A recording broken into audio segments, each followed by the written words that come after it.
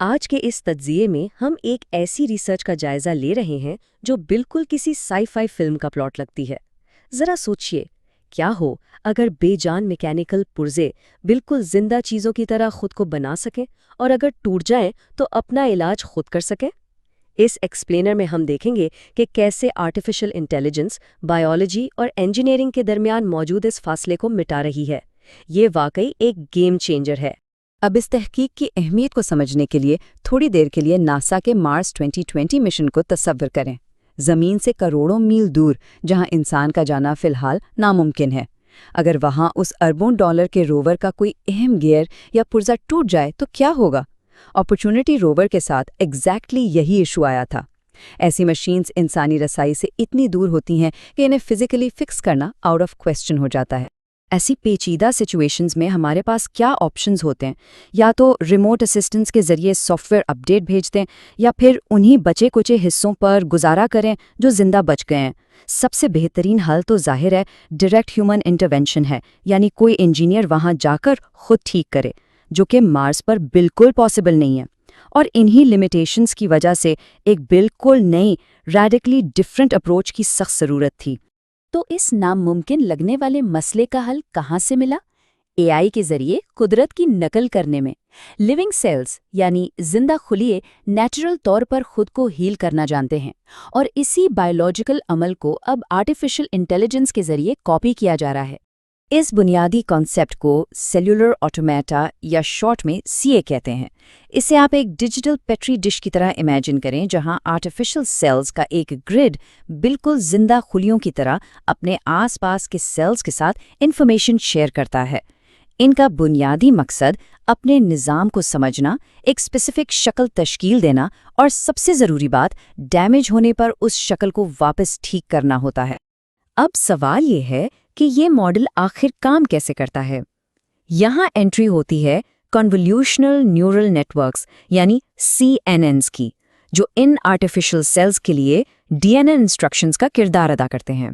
ان instructions کو اگر ہم 3 آسان سٹیپس میں بریک کریں تو کچھ یوں ہوگا۔ پہلے سٹیپ میں ایک سمپل ان پٹ گرڈ ہوتا ہے۔ دوسرے سٹیپ میں اس پر فلٹرز یا کرنلز اپلائی کیے جاتے ہیں جو مختلف شیپس اور کلرز کو آئیڈینٹیفائی کرتے ہیں، اور تیسرے اہم سٹیپ میں میکس پولنگ کا یوز کر کے شور یعنی غیر ضروری معلومات کو ہٹا دیا جاتا ہے تاکہ سسٹم کنفیوز نہ ہو۔ اوکے، اب اس آرکیٹیکچر پر تھوڑا ڈیپ ڈائیو کرتے ہیں۔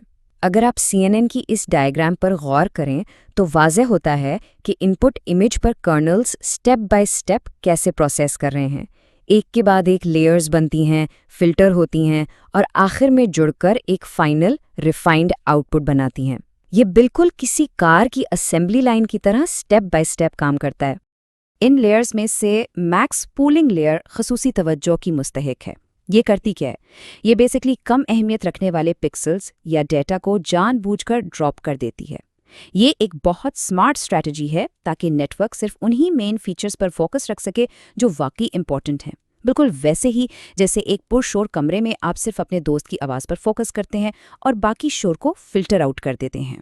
رائٹ، اب آتے ہیں سب سے انٹرسٹنگ پارٹ کی طرف، یعنی حصوں کا خود بننا اور ٹھیک ہونا۔ پائتھن اور کیراز میں کیے گئے ایکسپیریمنٹس میں اس سیلف آرگنائزنگ ماڈل کو پریکٹیکلی آزمایا گیا۔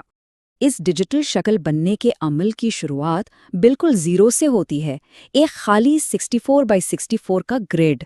سوچئے، یہ ایک چھوٹے سے ڈیجیٹل بیج کی طرح ہے جس میں کسی میکینیکل پرزے کا پورا بلو پرنٹ چھپا ہے اور اسے خود گرو ہونا ہے۔ اور اس ڈیجیٹل بیج کا آخری ٹارگٹ کیا ہے؟ ایک 3x8 16x1.5 انچ کا سکرو۔ یہ بالکل ایک عام سا بیسک میکینیکل پرزہ ہے۔ اس خالی گرڈ کے آرٹیفیشل سیلز کو آہستہ آہستہ ایک دوسرے سے کمیونیکیٹ کر کے خود سیکھنا ہے کہ سکرو کی شکل واضح طور پر کیسے بنانی ہے۔ اور یہ بریلینٹلی السٹریٹ کرتا ہے کہ وقت کے ساتھ سیلز کیسے سیلف آرگنائز ہوتے ہیں۔ اس ٹائم لیپس نما پروگریشن میں آپ دیکھ سکتے ہیں کہ کیسے CNN ان سیلز کو پریکٹیکلی گائیڈ کر رہا ہے کہ وہ جسٹ 1024 ایپکس یعنی آئٹریشنز کے اندر خود کو بالکل اس سکرو کی شکل میں ڈھال لیں۔ ایک ایمٹی گرڈ سے شروع ہو کر ایک مکمل اور پہچانی جانے والی شکل تک کا سفر واقعی امیزنگ ہے۔ اب اس کی ایکیوریسی کو چیک کرنے کے لیے PSNR یعنی peak signal to noise ratio use ہوتا ہے۔ آسان لفظوں میں اسکور جتنا ہائی ہوگا آؤٹ پٹ اتنا ہی اصلی کے قریب ہوگا۔ اب ڈیٹا سے ایک بڑی حیران کن بات سامنے آتی ہے کہ بڑا سیل سائز ہمیشہ بہتر نہیں ہوتا۔ آپ دیکھ سکتے ہیں کہ ٹھیک 16 کے سیل سائز پر ہمیں 37.71 کا سب سے زبردست PSNR ملتا ہے، یعنی ماڈل کو اپنا بیسٹ پرفارم کرنے کے لیے ایک مخصوص سویٹ سپاٹ چاہیے ہوتا ہے۔ مگر اصل میجک تب نظر آتا ہے جب اس ڈیجیٹل اسکرو کو ڈیلیبریٹلی ڈیمیج کیا جاتا ہے۔ ڈیمیج ہونے کے بعد جیسے ہی مزید آئٹریشنز چلتی ہیں، ماڈل اپنے مسنگ پیسز کو بالکل کسی چھپکلی کی دم کی طرح واپس ریجنریٹ کر لیتا ہے۔ یہ اپنے آپ میں ایک مائنڈ بلوئنگ آبزرویشن ہے کہ کوڈ لائنز بالکل کسی لیونگ آرگنزم کی طرح ریئیکٹ اور ہیل کر رہی ہیں۔ تو یہاں سے سیلف ریپیئر کا مستقبل کس طرف جا رہا ہے؟ سمپل گرافکس تک تو ٹھیک تھا، لیکن اب ریسرچرز نے ریئل ورلڈ کمپلیکسٹی کا رخ کیا، جو اس تحقیق کا سب سے بڑا ٹیسٹ ہے۔ ماڈل کو ٹف ٹائم دینے کے لیے ایک الیکٹرک موٹر کی عام سمارٹ فون سے لی گئی فوٹو کا انتخاب کیا گیا۔ یہ کوئی کمپیوٹر جنریٹڈ کلین امیج نہیں تھی، بلکہ ایک ٹوٹلی را اور ان پروسیسڈ فوٹو تھی۔ اس ان پروسیسڈ ایلیمنٹ کی وجہ سے یہ ٹیسٹ سسٹم کے لیے انتہائی چیلنجنگ بن گیا۔